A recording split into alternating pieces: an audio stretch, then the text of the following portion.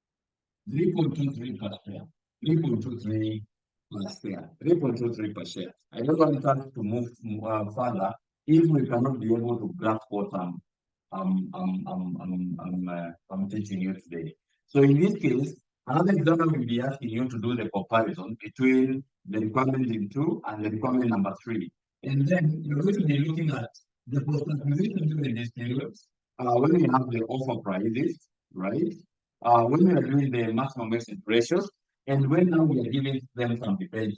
So the examiner will be asking you, which way is better? And you can see here, the annual cost of the organization have grown, right? Remember before was 2.69, now it's at 3.23, right? So it is very important if we can give them debentures, and then we are not going to be diluting the ownership of the organization and so on, among other reasons. But I don't want us to move further if we are not the voices and so on and the video.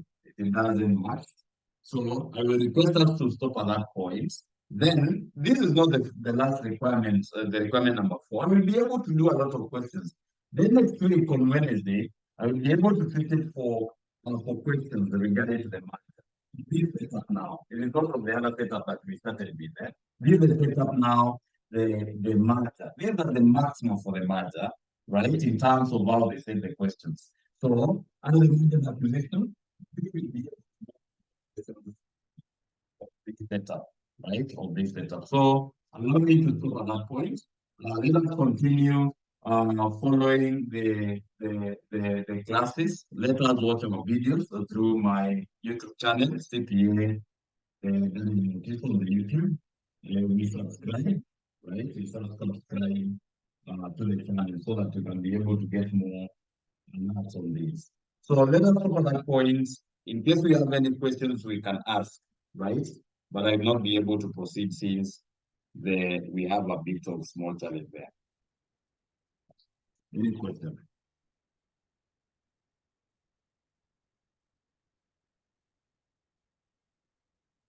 See. Any question?